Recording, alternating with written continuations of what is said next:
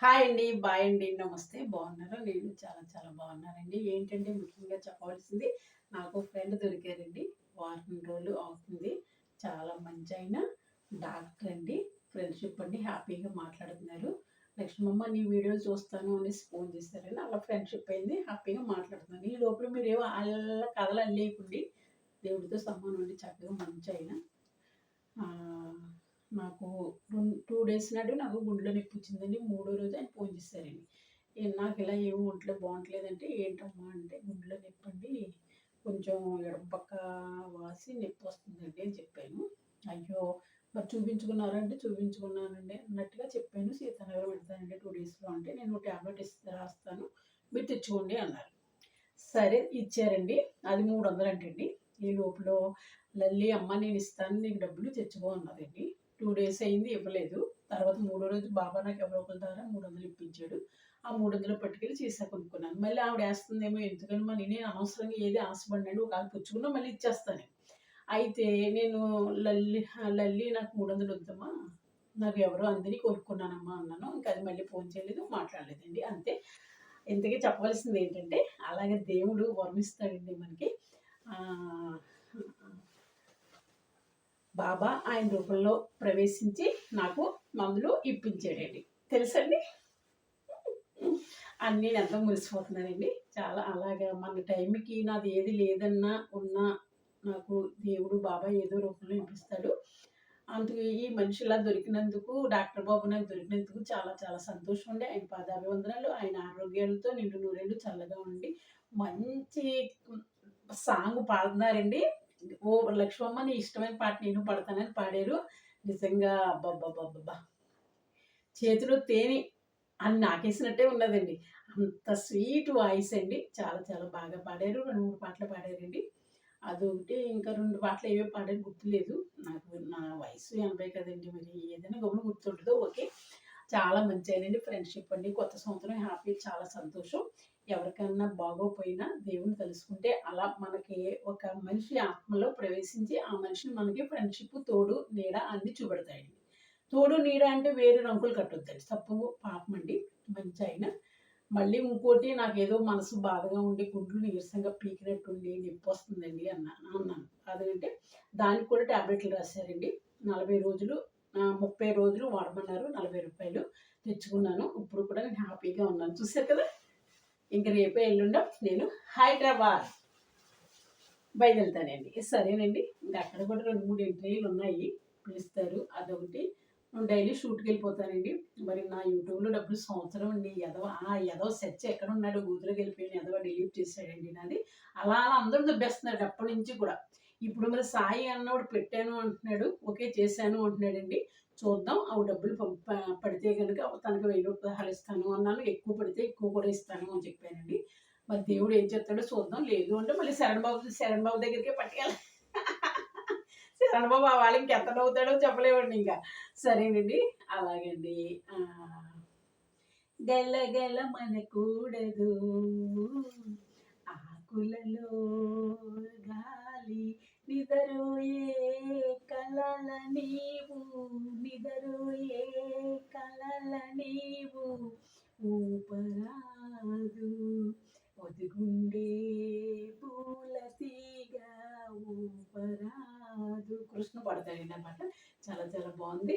మరి ఇంతకీ ప్రత్యేకంగా నేను వీడియో తీసింది ఆయన గురించే అండి. ఆయన ఆరోగ్యాలు చల్లగా ఉండాలి అనేసి నేను మనస్ఫూర్తిగా కోరుకుంటున్నాను. ఇంకొక ఆయన కవితలండి మేనేజ్ చేసుకుంటానండి 2 నెలలు. చాలా నాటకం ఆడేసాడండి. ఎప్పుడో నేను పెద్ద మనిషి అయిన డేట్ కావాలంటండి. నేను పుట్టిన డేట్ కావాలంటే అలాగే అలాగే అన్నాడండి. అది విషయం అండి ఇంకా నా వల్ల కాదండి. షూటింగ్‌లు మానేయాలంట, డ్రెస్సులు మానేయాలంట, అన్నీ మానేయాలంటండి. కానీ జాబ్ చేసిన డబ్బు కూడా ఆయనకే ఇవ్వాలంటండి. అలా అన్ని కండిషన్‌లు పెడితే నా వల్ల కాదండి బాబోయ్! సరే నెత్తిమీద ఎంటుకలు లేకపోయినా ఎన్ని కోరికలో కోరానండి. వాడు నాకు అవసరం అంటారు ఈ ఏజ్‌లోని.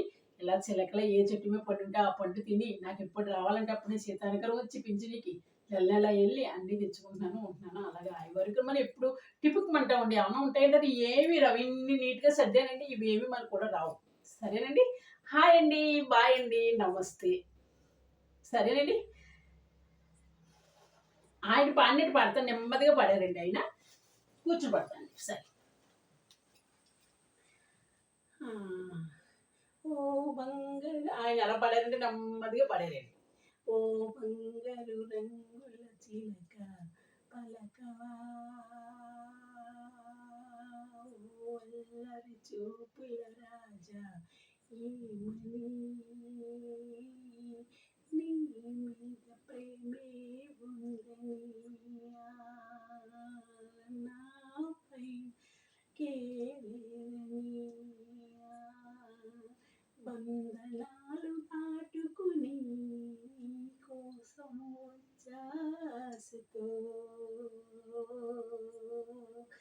బంగారు రంగుల చిలక పలకవా ఓ అల్లరి చూపుల రాజా ఏమని మీద ప్రేమే ఉందని అలా సన్న గొంతుతో పాడారండి. చాలా చాలా స్వీట్ ఉన్నది. ఆయన నేను పాడితే ఏమన్నారో తెలుసా అండి? లక్ష్మమ్మ ఏమి అనుకోకు నేను ఒక మాట అంటాను. నువ్వు పాడితే కందిరీగా గుయ్యమన్నట్టున్నది. నేను పాడతాను చూడు అని పాడారండి. అబ్బా! ఏమి గుండెలకి హత్తుకునేలా ఉన్నదండి ఆ పాట. చాలా చాలా బాగున్నది. సరేనండి. ఇంకోటి ఏంటంటే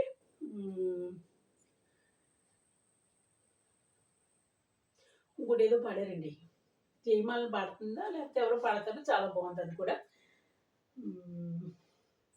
వస్తావు కలలోకి రానంటాను కౌగిలికి ఈ పాడే కలలన్నీ పండేది ఎప్పటికీ లాలా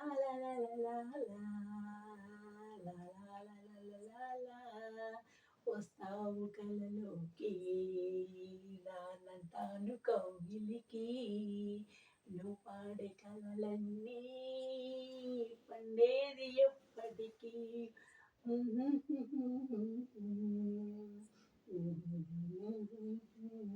సరేనండి డాక్టర్ గారు చూసి ఏమి నవ్వుతారో ఏంటోనండి వీడియో.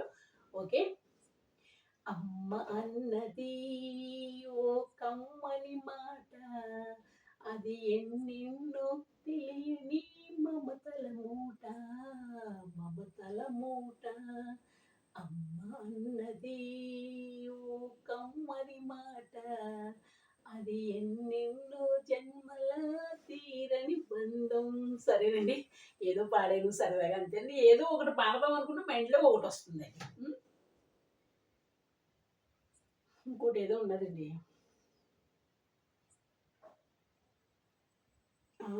అంటే అమ్మ అది కాదండి. ఏదో పాడారండి లాస్ట్ అయినా ఆ పాటే రావట్లేదు గుర్తు నాకు.